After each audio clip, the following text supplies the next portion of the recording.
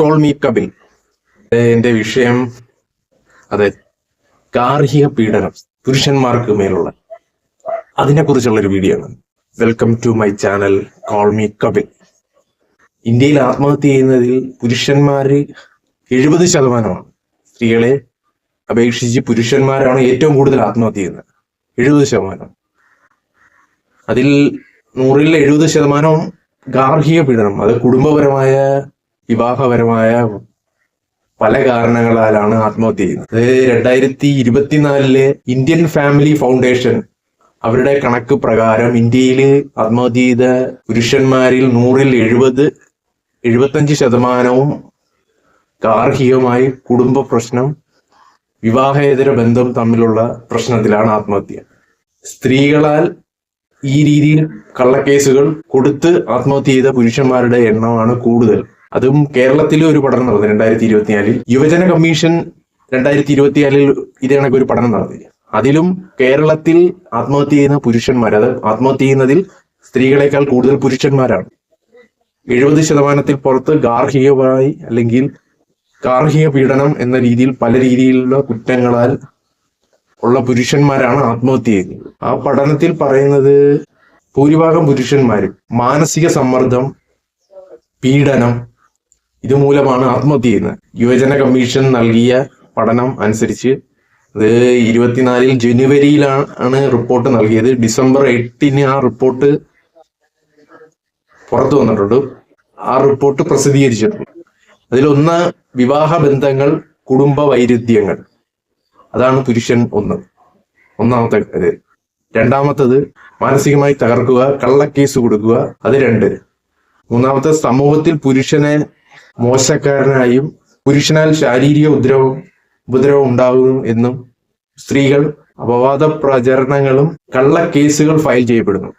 അതൊരു 3. നാലാമത്തത് ഇന്ത്യൻ ശിക്ഷാ നിയമം IPC 498A, IPC section 498A പ്രകാരം സ്ത്രീകൾക്ക് ഗാർഹിക പീഡന പ്രതിരോധ നിയമം ഉപയോഗിച്ച് പുരുഷന്മാർക്കെതിരെ ദുരുപയോഗം ചെയ്യപ്പെടുന്നു. 5ാമത്തെ കണ്ടെത്തലാണ് ഇതിനകത്തുള്ളത്. സ്ത്രീകൾക്കുള്ള ഗാർഹിക പീഡന പ്രതിരോധ നിയമം IPC 498A. IPC പണ്ട് മുതലേ ഗാർഹിക പീഡനം എന്നാൽ സ്ത്രീകൾ അനുഭവിക്കുന്ന എന്നാണ് പൊതുസമൂഹം മനസ്സിലാക്കി പണ്ട് മുതലേ. ഇവയ്ക്കെതിരെ ദൈനംദിനം ദുരുപയോഗം ചെയ്യപ്പെടുന്നു ഈ നിയമം. ഇതിൽ പുരുഷന്മാർക്ക് പീഡനം നടക്കുമ്പോൾ അവർ ഇതിനെതിരെ പരാതി നൽകാറില്ല. കാരണം പൊതുസമൂഹം അവനെ വിലയിരുത്തുന്നത് അവൻ പരാതി നൽകാൻ മടിക്കുന്നു, അവൻ ഈ കാര്യത്തിൽ നിശബ്ദനാക്കപ്പെടുന്നു. ഈ നിയമം സ്ത്രീക്കാണ് മുൻഗണന നൽകുന്നത് ഈ പീഡന പരാതി. ഇതിൽ സ്ത്രീകൾ വസ്തുതകൾ വളച്ചൊടിക്കുകയും അതിൽ പീഡനത്തിനിരയാകുന്ന പുരുഷന്മാർ ശാരീരിക ഉപദ്രവങ്ങൾ അകപ്പെടുന്ന അല്ലെങ്കിൽ ഉപദ്രവങ്ങൾ ഏൽക്കപ്പെടുന്നുണ്ട്. നിരന്തരം ശാരീരിക ഉപദ്രവം എന്ന് കഴിഞ്ഞാൽ മുഖത്തടിക്കുക, കൈമുറിക്കുക, അവനെതിരെ ചീറ്റൽ, തെള്ളിയിടുക, ആ വഴിയുള്ള ഉപദ്രവങ്ങൾ കൂടുതൽ വരുന്നുണ്ട്. അതിൽ എല്ലാവരും പറയും പുരുഷനല്ലേ ആരോഗ്യവും ശക്തി എല്ലാം പുരുഷനല്ലേ. അപ്പൊ അവൻ ഈ പീഡനത്തെ കുറിച്ച് പറയുമ്പോൾ സമൂഹം അത് സത്യമല്ല അസത്യം എന്നുള്ള രീതിയിൽ ആ കണ്ണുകളെല്ലാം പുരുഷനെതിരെ ആവുന്നു. ഭാര്യമാരുടെ അല്ലെങ്കിൽ ഭാര്യയുടെ നിരന്തരം മാനസിക സമ്മർദ്ദത്താൽ അവർ ആത്മഹത്യ ചെയ്യുന്നു, അല്ലെങ്കിൽ മാനസികമായി തളരുകയും നിശബ്ദരാകുകയും ചെയ്യുന്നു. മുൻകാലങ്ങളെക്കാൾ സ്ത്രീകൾ കേസ് ഫയൽ ചെയ്യുന്നതിൽ പുരുഷന്മാരെക്കാട്ടിൽ കൂടുതൽ വേഗത സ്ത്രീകൾ കേസ് നൽകുമ്പോൾ അല്ലെങ്കിൽ കേസ് ഫയൽ ചെയ്യുമ്പോൾ ഉണ്ടാവുന്നു. പുരുഷൻ അതൊരു കേസ് നൽകുമ്പോൾ അത് കാലതാമസം വരുന്നു ആണ് ഒന്നാമത്തെ കാര്യം. ഈ കേസ് നൽകുന്നതിൽ പുരുഷൻ എവിടെ അതിനെക്കുറിച്ച് കേസ് നൽകും, അല്ലെങ്കിൽ ഏത് രീതിയിൽ നിയമപരമായി മുന്നോട്ട് പോകും, അതിനുള്ള ഏത് അതോറിറ്റി ആണെന്നതിനെ കുറിച്ച് പുരുഷന്മാർക്ക് തീരെ അറിവില്ല. അതിനെക്കുറിച്ചുള്ള പഠനത്തിൽ തന്നെ പറയുന്നത് 6ാമത്തെ ഇതിൽ സമൂഹത്തിൽ പുരുഷന്മാർ അനുഭവിക്കുന്ന പീഡനങ്ങൾ, അനുകൂലമായ നിയമസഹായം, കൗൺസിലിംഗ് ഇത് കൂടുതൽ മെച്ചപ്പെടുത്തേണ്ടി വരുന്നു എന്നാണ് ആ റിപ്പോർട്ടിൽ പറയുന്നത്.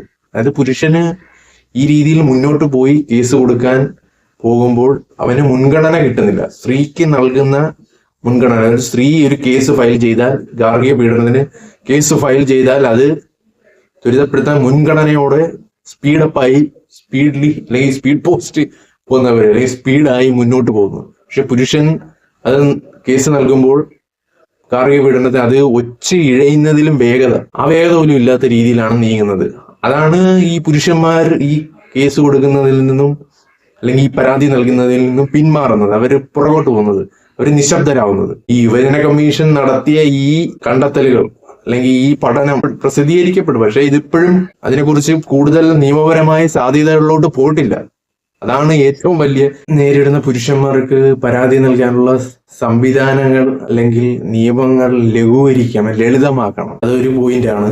പിന്നെ സ്ത്രീകൾക്ക് ലഭ്യമായ പല നിയമങ്ങളും പുരുഷന്മാർക്ക് ഒരു മെയിൻ ഒരു ഡ്രോബാക്ക് അല്ലെങ്കിൽ പുരുഷന് പരാതി നൽകുമ്പോൾ ഉണ്ടാകുന്ന ഏറ്റവും വലിയ പ്രശ്നം, അതായത് സ്ത്രീകൾക്ക് ലഭ്യമായ നിയമങ്ങൾ പുരുഷന് ലഭ്യമായി വരുന്നില്ല. അതായത് അപ്രാപ്യമായി വരുന്ന നിയമങ്ങളിൽ ഒരുപാട് വ്യത്യാസങ്ങൾ വരുത്തേണ്ടി വരും. നിയമങ്ങളിൽ പുരുഷന്മാർക്ക് ഈ രീതിയിൽ ഗാർഹിക പീഡനം, മാനസിക പീഡനം അനുഭവിക്കുന്നതിന് നിയമങ്ങൾ ഇനിയും പുതുക്കപ്പെടേണ്ടതുണ്ട്. പുതുക്കി അല്ലെങ്കിൽ പുതിയ തരം നിയമങ്ങൾ പാസ്സാക്കേണ്ടി വരുന്നു.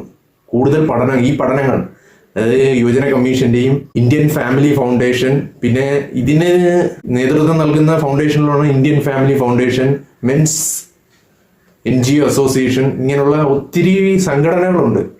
അവരും ഇതിനായി പോരാടുന്നുണ്ട്. നിയമങ്ങൾ പുതിയതാക്കി അല്ലെങ്കിൽ പുതിയ നിയമങ്ങൾ കൊണ്ടുവരണം പുരുഷനെതിരെ നടക്കുന്ന ഗാർഹിക പീഡനം. കാരണം ഇന്ത്യയിൽ ആത്മഹത്യ ചെയ്യുന്നതിൽ 70% പുരുഷന്മാരാണ്. അതിൽ 100-ൽ 75 അല്ലെങ്കിൽ 80% നടക്കുന്ന ആത്മഹത്യ ഗാർഹിക പീഡനങ്ങൾ, വിവാഹേതര ബന്ധം, ഈ രീതിയിലാണ് ആത്മഹത്യ നടക്കുന്നത്. അത് കണക്ക് പ്രകാരം പുരുഷന്മാരാണ് ഏറ്റവും കൂടുതൽ ആത്മഹത്യ ചെയ്യുന്നത് സ്ത്രീകളെക്കാൾ. ആ കണക്ക് ഞെട്ടിക്കുന്നതാണ്.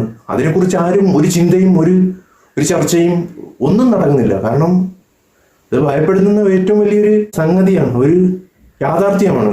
കാരണം ഈ രീതിയിൽ ആത്മഹത്യ ഈ കണക്കനുസരിച്ച് ഇപ്പൊ 2024 ഈ കണക്കനുസരിച്ചാണ് ഇതിപ്പോ സർക്കാരിന്റെ മുൻപിൽ ജനുവരി 2024 നൽകി, അത് ഡിസംബറിൽ അത് പ്രസിദ്ധീകരിക്കപ്പെട്ടത്. അതിലും ഞെട്ടിക്കുന്ന രീതിയിലെ കണക്ക്. ഇത് പുതിയൊരു കണ്ടെത്തലല്ല, ഇത് നാളുകളായി കുറെ വർഷങ്ങളായി ഇപ്പോൾ നടക്കുന്നത്. കാരണം ഈ രീതിയിൽ സ്ത്രീകൾക്കുള്ള ഗാർഹിക പീഡന നിയമം 498A ദുരുപയോഗം ചെയ്യപ്പെടുന്നു പുരുഷന്മാർക്കെതിരെ. അത് ആരും ഇതിനെക്കുറിച്ച് ഒരു ചർച്ചയും നടന്നില്ല. കാരണം ഈ നിയമപ്രകാരം പുരുഷന്മാര് പല രീതിയിലും, അതാണ് ഏറ്റവും ഞെട്ടിക്കുന്ന വസ്തുത, ഈ രീതിയിൽ കള്ള കേസുകൾ ഫയൽ ചെയ്ത് ഭയങ്കരമായ രീതിയിൽ പുരുഷനെ മാനസികമായി ശാരീരികമായി തളർത്തുന്നു. 2022 പ്രശാന്ത് കോർട്ട് കേസ്, അതിൽ ഭാര്യയുടെ വ്യാജ പരാതി പീഡനം മൂലം 5 വർഷം ജയിലിൽ കിടന്നു. 5 വർഷം. പിന്നെ അത് കേസ് ഇതായി തെളിവുകളുടെ അഭാവത്തിൽ അദ്ദേഹത്തെ വെറുതെ വിട്ടു. 5 വർഷം അദ്ദേഹം അഴിക്കുള്ളിൽ കിടന്നു ഈ ഭാര്യയുടെ വ്യാജ പരാതിയിൽ. അതായത് 2022 പ്രശാന്ത് കോർട്ട് കേസ്. പിന്നെ ഇത് ഈ കഴിഞ്ഞ വർഷം നടന്ന ബാംഗ്ലൂരിൽ ഭാര്യയുടെ മാനസിക സമ്മർദ്ദത്താൽ അല്ലെങ്കിൽ പീഡനത്താൽ ആത്മഹത്യ ചെയ്തു. കാരണം ഭർത്താവിന്റെ സ്വത്ത് കൈക്കലാക്കുകയും പണവും എല്ലാം ഭാര്യ കൈക്കലാക്കി അയാൾ അവസാനം മാനസികമായി ശാരീരികമായി തകർന്ന് ആത്മഹത്യ ചെയ്ത്. ആ കേസിലും ഒരു വിധി വന്നു.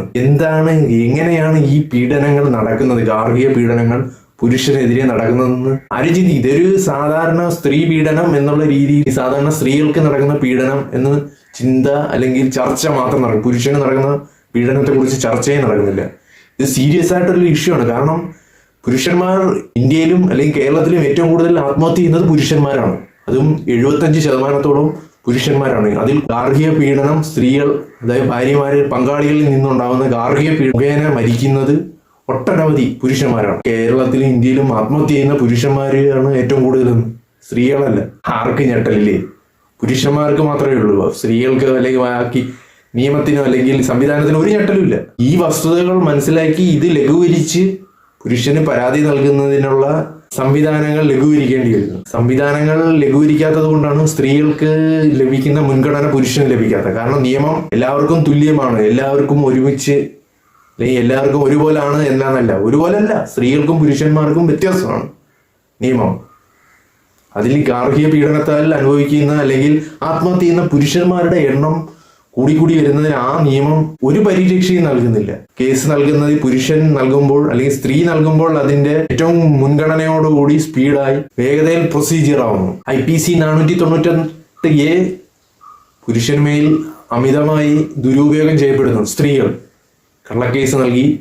കള്ളക്കേസ് ഫയൽ ചെയ്ത് അവനെ പൊതുസമൂഹത്തിൽ നാണം കെടുത്തുക, അവനെ കുടുംബക്കാരും നാട്ടുകാരും ചുറ്റുപാട് സമൂഹം അവൻ സ്ത്രീകളെ ഉപദ്രവിക്കുന്നതിന് എന്നുള്ള രീതിയിൽ ചാപ്പ കുത്തപ്പെടുന്നു. അനേകായിരം പുരുഷന്മാർ ഈ ഇനത്തിൽ ഈ രീതിയിൽ അകപ്പെട്ട് ജയിൽവാസം അനുഭവിക്കുന്ന എത്ര കേസ്. അല്ലെങ്കിൽ ഈ കേസൊന്ന് 5 വർഷം ജയിലിൽ കിടന്നു, അവസാനം തെളിവുകളൊന്നുമില്ല, അത് വ്യാജ പരാതിയാണ് അല്ലെങ്കിൽ വ്യാജമാണ് എന്നുകൊണ്ട് അദ്ദേഹത്തിന്റെ 5 വർഷം ആ മാനസിക സമ്മർദ്ദം, സമൂഹത്തിന്റെ കുത്തുവാക്കുകൾ എല്ലാം കൊണ്ട് ആ പുരുഷൻ, ഇതാണ് ഈ രാജ്യത്ത് അല്ലെങ്കിൽ പൊതുവെ നടക്കുന്നത്. ഈ വിഷയത്തിൽ കൂടുതൽ ശാസ്ത്രീയ പഠനങ്ങൾ നടത്തേണ്ടത്. കാരണം ഗാർഹിക പീഡനം പുരുഷന്മാരിൽ നടക്കുന്ന ഈ വിഷയത്തിൽ കൂടുതൽ ചർച്ചയെ കുറിച്ച് പഠനം നടക്കട്ടെ. ഈ 2024 യുവജന കമ്മീഷൻ നടത്തിയ പഠനം കൂടാതെ പുതിയൊരു പഠനം നടക്കണം.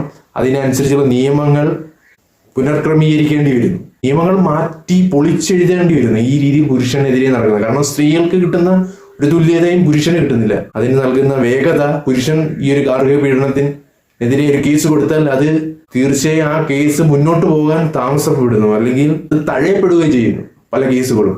അങ്ങനല്ല, ചുറ്റുപാടും അവൻ ശക്തനല്ലേ, അവൻ എങ്ങനെ സ്ത്രീ പീഡിപ്പിക്കുന്നു അല്ലെങ്കിൽ ശാരീരികവും മാനസികമായി പീഡിപ്പിക്കുന്നു എന്ന് ചോദിക്കുന്ന ചോദ്യം വരെ സമൂഹം വരുന്നു. കാരണം അതിൽ പുരുഷൻ കുറ്റക്കാരനായി മാറുന്നു. ഈ കുറെ നാളായി ഇപ്പൊ നടന്ന ചർച്ചകൾ, നടന്ന ഈ കേസ് ഇപ്പൊ 2000 കഴിഞ്ഞിപ്പോ 2025 2000 ശേഷം എന്തും വേണ്ടി ആത്മഹത്യകൾ ഈ രീതിയിൽ ഗാർഹിക പീഡനം ഒരു ചർച്ച തന്നെ നടക്കണം. ഗാർഹിക പീഡനം എന്നുള്ള രീതിയിൽ പുരുഷന്മാർക്ക് ഏൽക്കുന്ന പീഡനങ്ങൾ ഭയങ്കരമാണ്, ഞെട്ടിക്കുന്ന രീതിയിലുള്ള വളർച്ചയാണ്. അതിനുള്ള പഠനം ഒന്നോ രണ്ടോ പഠനങ്ങൾ നടന്നു, പിന്നെ അതിനുള്ള പഠനങ്ങൾ പിന്നെ നടന്നിട്ടില്ല. സർക്കാരിൽ ആ റിപ്പോർട്ട് പ്രസിദ്ധീകരിച്ചെന്നല്ലാതെ വേറെ ഒന്നും പ്രാബല്യത്തിലാവുകയും ഫലവത്താവുകയും ചെയ്തിട്ട് തീർച്ചയായും ഇതിനൊരു മാറ്റം വരണം. ഈ ചർച്ച, ശാസ്ത്രീയ പഠനങ്ങൾ നടക്കട്ടെ. അവനെ പീഡിപ്പിക്കുന്നു മാനസികമായി ശാരീരികമായി ഉള്ള ചോദ്യമാണ് വരുന്നത്. ഈ വീഡിയോ ഇഷ്ടപ്പെട്ടിട്ടുണ്ടെങ്കിൽ ലൈക്ക് ചെയ്യുക. ഇതിനെക്കുറിച്ചുള്ള ഇനിയും പുതിയ വീഡിയോകൾ ഞാൻ ഇടുന്നുണ്ട്, പുതിയ പഠനങ്ങൾ ഇനിയും നടക്കുന്നുണ്ട്, അതിനെക്കുറിച്ചുള്ള വീഡിയോ ഞാൻ ഇടുന്നതായിരിക്കും. Call me Kapil.